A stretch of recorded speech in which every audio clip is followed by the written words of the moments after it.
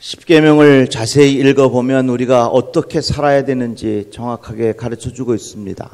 첫 번째부터 네 번째까지는 하나님하고의 관계를 말씀하고 있고요. 그리고 다섯 번째부터 열 번째까지는 사람들과의 관계를 설명하고 있습니다. 살인하지 말아라, 간음하지 말아라, 도둑질하지 말아라, 거짓말하지 말아라, 탐욕을 금하라, 이런 여러 가지 사람들과의 관계에서 지켜야 할 말씀들이 있습니다. 그런데 이런 것들보다 제일 먼저 앞선 계명이 있는데 그것은 바로 내 부모를 공경하라 하는 말씀입니다. 이에 대하여 하나님께서 축복의 말씀 또한 이렇게 가르쳐 주셨습니다. 그리하면 내 하나님 여호와가 내게 준 땅에서 내 생명이 길리라.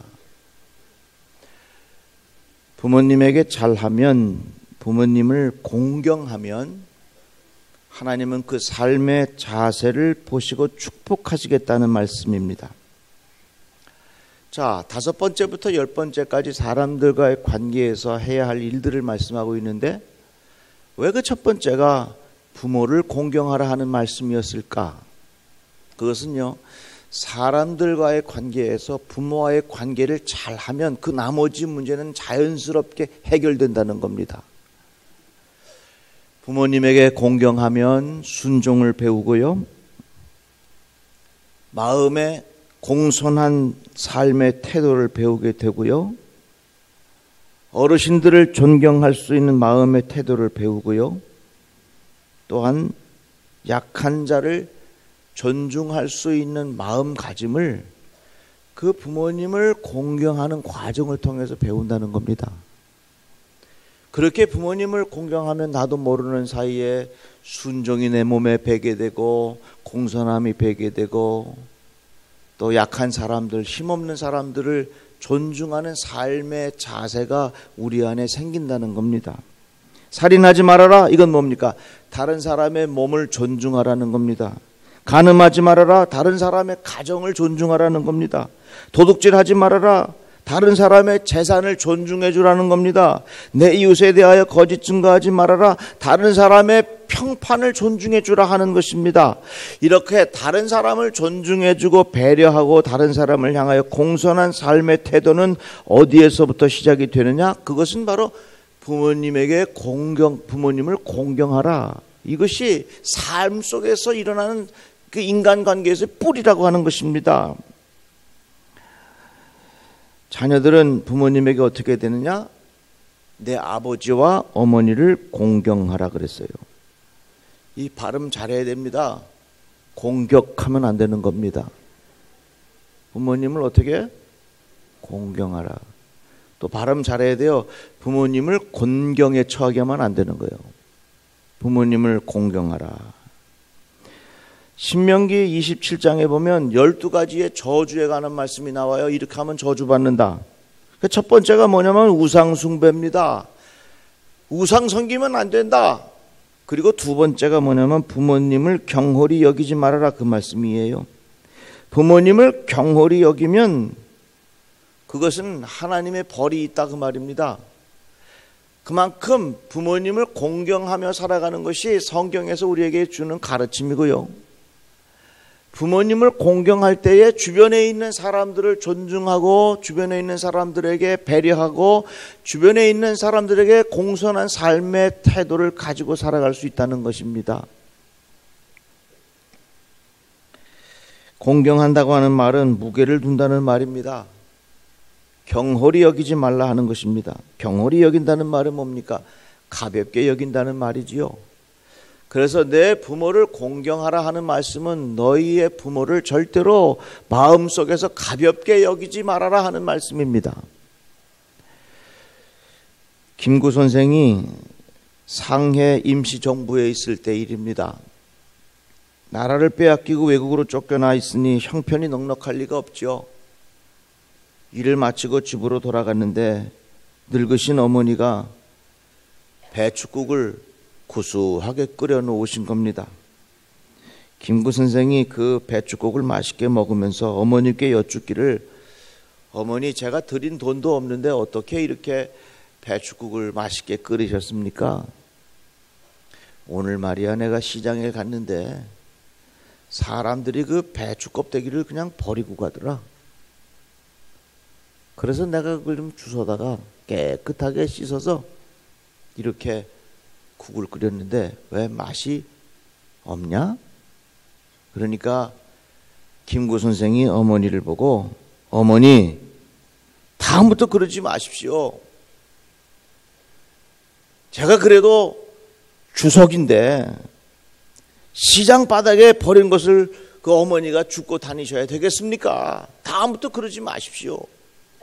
그랬더니 어머니가 갑자기 호통을 치시면서 이놈아 일어나라, 종아리를 거둬라, 건방지구나 하면서 어머니가 김구 선생의 종아리를 회초리로 때리는 겁니다. 사정없이 종아리를 치는데 내가 시장 바닥에서 내다 버린 그 배추 주워다가 국을 끓였는데 내가 뭐가 잘못됐느냐고. 그러니까 이 김구 선생이 막 울어요. 울긴 왜 울어? 그러니까 이 김구 선생이 하는 말이 어머니 제 종아리가 아파서 우는 게 아니라 어머니가 너무 예전처럼 힘이 없으신 것 같아서 그래서 제 마음이 아픕니다. 이거 보니까 김구 선생이 종아리를 많이 맞으면서 자랐나 봐요. 어쨌든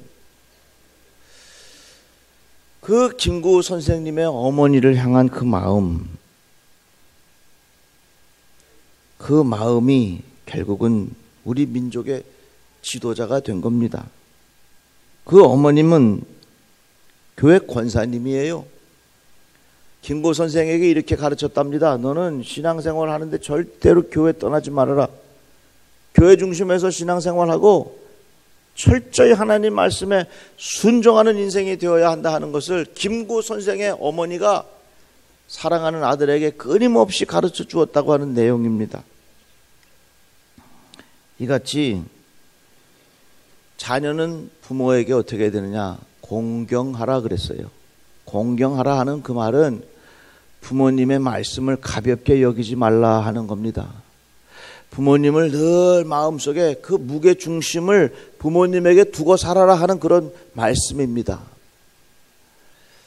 그런데 이 세상은 부모님이 연세가 들면서 이제 자녀가 또 아이를 낳습니다.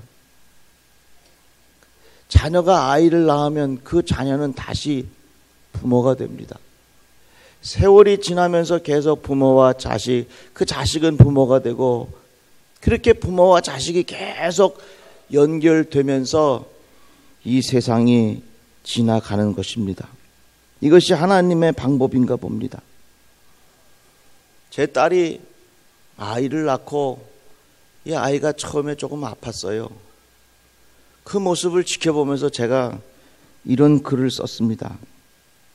엄마 아빠는 거울이다. 딸이 웃으니 아빠도 웃는다. 딸이 눈물을 지으니 엄마도 뒤를 돌아서 운다. 손자가 웃으니 딸이 웃는다. 딸이 웃으니 할아버지도 웃는다. 손자가 괴로워하니 딸이 시무룩해진다. 딸의 힘이 빠지니 할머니도 그 자리에 푹 주저앉는다. 그래서 작은 자가 기뻐하는 것이 온 세상의 기쁨이요, 작은 자의 눈물을 하나님은 가볍게 여기지 말라 하셨나 보다. 이같이 부모가 자식은 다시 부모가 되고 이것이 계속 이어지면서 이 땅은 존재하게 되는 것입니다. 그러기에 부모와 자식은 어떻게 하라, 자식은 부모에게 어떻게 하고 부모는 자식에게 어떻게 하라고 하는 것을 계속해서 성경은 가르쳐주고 있는 것입니다. 자녀는 어떻게 합니까? 부모에게 공경하라 하는 것입니다. 그리하면 공손한 삶의 태도를 배우게 될 것이고, 그러한 삶의 태도를 배워야 주변의 사람들도 존중하고 약한 자들도 우리가 존중하며 살아가는 방법을 그 과정을 통해서 우리에게 배우게 하셨다는 것입니다. 참 묘하지요. 그러면 부모는 자식에게 어떻게 하는가? 자녀들에게 어떻게 해야 하는가? 자녀들이 부모에게 공경하라 했기에, 자녀들이 부모에게 순종하라 했기에 부모가 자식을 생각하기를 자식은 내가 마음대로 할 대상이라고 생각하면 안 됩니다. 성경은 뭐라고 말씀합니까? 또 아비들아, 너희 자녀를 노엽게 하지 말고 오직 주의 교훈과 훈계로 양육하라. 자녀들이 부모에게 부모를 공경해야 하듯이 부모는 자녀들을 어떻게 해야 하느냐? 노엽게 하지 말라는 겁니다. 자녀의 마음속에 분노가 생기지 않게 해야 한다는 것입니다. 자식이라고 해서 내가 마음대로 해야 할 수 있다 하는 것 큰 착각입니다. 오래전에 서편제라고 하는 영화가 있었어요. 우리 가락의 판소리를 가지고 만든 영화입니다. 그 영화의 소리꾼 유봉이라고 하는 사람이 있었는데, 그 유봉이 자기의 딸 송화의 이 목소리를 득음하게 하기 위해서 노력합니다. 그러다가 어떻게 하냐면 그 딸의 목소리를 아주 소리의 대가로 만들기 위해서 약을 그 딸에게 먹이고 그 딸이 앞을 볼 수 없는 맹인이 됩니다. 그러면 그 딸은 아버지를 분노하면서 그 마음속에 한이 맺히는 거지요. 그래서 장님에 대한 이 딸 송화는 남동생에 대한 그리움, 아버지에 대한 원망과 그런 용서, 여러 가지 복합된 마음들, 그 마음속에 들어있는 한, 이런 것들이 뭉쳐 있어가지고서 결국은 득음을 하게 됩니다. 그러나 그 유봉이라고 하는 아버지는 평생을 죄책감으로 살다가 죽어가고요, 그 딸은 송화는 늘 한에 맺힌 소리를 지르는 것이 이 영화의 내용입니다. 부모가 자식을 마음대로 할 수 있다고 생각하는 것 착각입니다. 성경에서 그렇게 하지 말라 그랬습니다. 자녀들이 부모의 말씀에 순종해야 한다 해서 부모는 자식을 마음대로 노엽게 해도 된다는 것 절대 아닙니다. 자녀들도 나름대로 인격을 가지고 태어납니다. 자녀들이 태어날 때에 눈, 코, 입 서로 다르게 태어난 것처럼 자녀들이 이 땅에 태어날 때에 그 나름대로의 인격을 가지고 태어나는 것입니다. 그 안에 달란트를 가지고 태어나고요, 성격을 가지고 태어나고요, 성품을 가지고 이 아이가 태어납니다. 아이는 절대로 빈 도화지처럼 태어나는 게 아닙니다. 그래서 아이는 빈 도화지로 태어나기 때문에 부모가 마음대로 거기다가 그리면 된다고 생각하는 건 큰 착각입니다. 왜? 아무리 어린 아이도요, 그 안에 나름 인격을 가지고 이 아이는 태어나는 것입니다. 그래서 부모는 자녀를 어떻게 되느냐? 노엽게 하면 안 되는 겁니다. 그래서 여러분, 사랑하는 자녀들을 마음껏 축복해 주십시오. 다 같이 아멘. 사랑하는 자녀들을 마음껏 칭찬해 주시기를 바랍니다. 자녀들은요, 부모의 칭찬이 필요해요. 아무리 친구가 칭찬해 주어도요, 부모가 칭찬해 주는 게 제일 좋아요. 특별히 아버지가 칭찬해 주는 게 제일 좋아. 사랑하는 자녀들에게 여러분들 칭찬을 아끼지 마십시오. 그리고 여러분들 화날 때 있어요. 화날 때. 화난다고 해서 자식들한테 아무렇게나 말하면 안 됩니다. 절대로 그렇게 하지 마십시오. 마음의 분노를 가지고 내 자식이라고 해서 마음껏 이야기하면요, 그 자식은 그 이야기에 마음에 독이 돼요. 평생을 그것으로부터 헤어나오지 못하고 늘 그것 때문에 괴로운 인생을 자식들이 살아가게 된다는 거예요. 그러니까 여러분들의 마음속에 분노가 생기거든 일체 말씀을 하지 말아요. 아멘. 한 사람도 안 하네. 화가 나면, 분노가 나면 일체 말씀하시지 말고 쫙 하고 싶으면 저 한강에 가서 혼자 가서 소리 지르고 와요. 자식은 부모에게 공경하고 부모는 자식에게 노엽게 하지 말아라, 이 말씀입니다. 자녀들에게는 뭐가 필요하냐면 자존감이라는 게 필요해요. 내 스스로 존귀하게 생각하는 겁니다.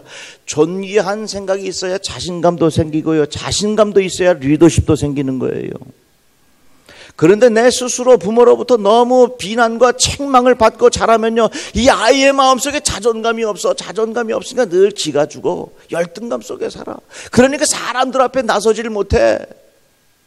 왜 아이들에게 그렇게 기죽게 하면서 아이들의 인생을 힘들게 만드냐, 그 말이요. 성경에 보니까 뭐라고 말했습니까? 자녀들을 노엽게 하지 말아라 그랬어요.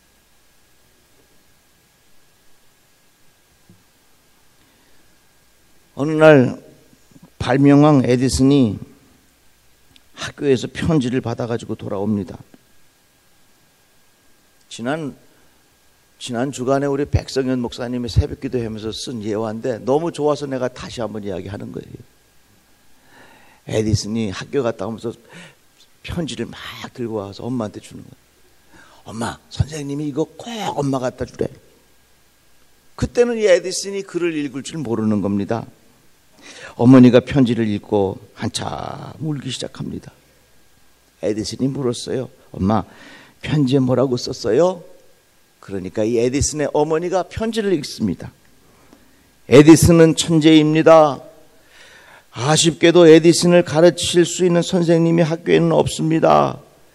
부디 에디슨을 집에서 잘 지도해 주시기 바랍니다. 더 이상 학교에 오지 않도록 해 주십시오. 이렇게 엄마가 에디슨에게 읽어줬어. 그리고서 엄마가 에디슨에게 말하기, 야, 너 천재래.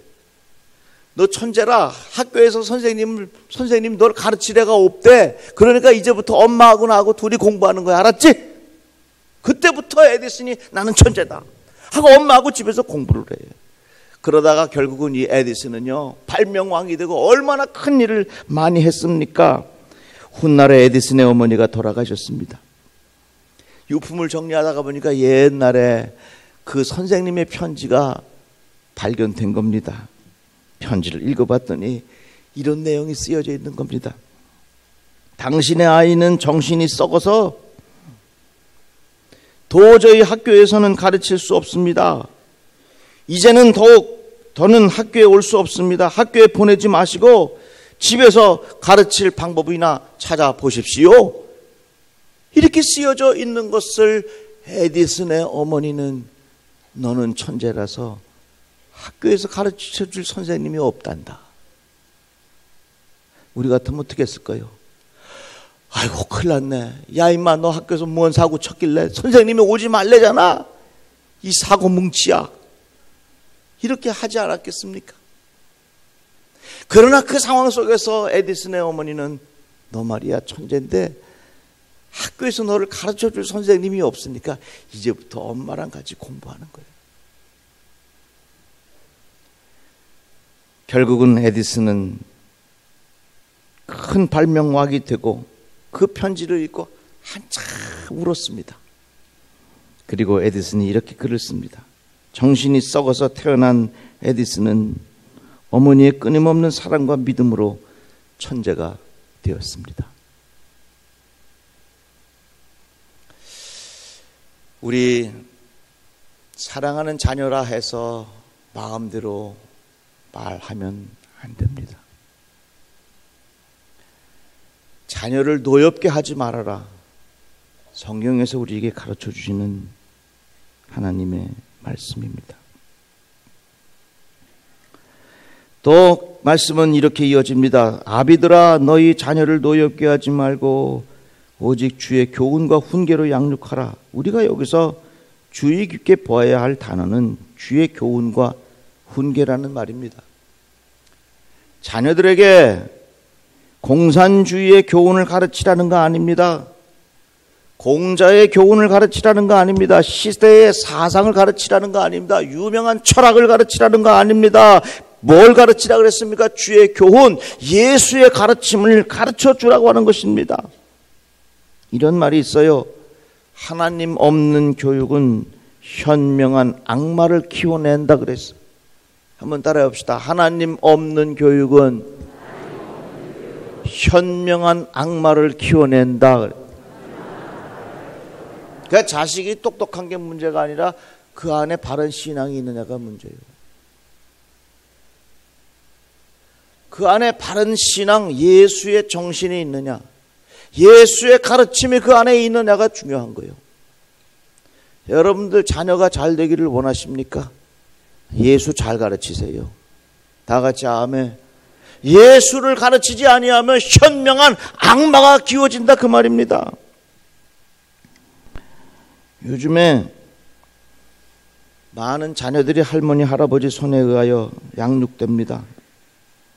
할아버지 할머니가 자녀들에게 할 수 있는 큰 일이 있습니다. 그것은 바로 신앙의 유산을 남겨주는 겁니다. 한 구절이라도 성경의 말씀을 읽어주십시오. 그리고 그 생명을 위하여 끊임없이 기도하십시오. 끊임없이 축복의 기도를 해 주십시오. 사랑하는 자녀들이 잘 되는 하나님의 축복이 임하게 될 줄로 믿습니다. 가정이 참 중요합니다. 자녀는 부모를 공경할 줄 알아야 이 사회에서 공손하게 사는 삶의 태도를 배웁니다. 자녀는 부모를 공경할 줄 알아야 작은 자를 존중할 줄 아는 마음의 태도를 배웁니다. 그리고 부모는 자녀를 노엽게 하지 말아야 그 자녀들이 하나님의 말씀으로 잘 자랄 수 있습니다. 여러분들의 자녀 가정은 어떠십니까? 이런 균형이 잘 잡혀져 있습니까? 저는 우리 성도들의 가정이 자녀들은 부모를 공경하고 부모는 자녀들을 노엽게 하지 않아서 행복한 가정, 이 가정에서부터 천국을 경험할 수 있는 우리 축복의 가정이 되기를 주의 이름으로 축원합니다. 기도합시다. 하나님의 말씀을 듣게 하시니 감사합니다. 우리 성도들의 가정이 온전한 가정 되게 하여 주시옵시고 균형이 잡힌 가정이 되게 하여 주시옵시고 하나님의 뜻을 이루어드리는 축복의 가정이 되게 하여 주시옵소서. 예수 그리스도 이름으로 기도드리옵나이다. 아멘.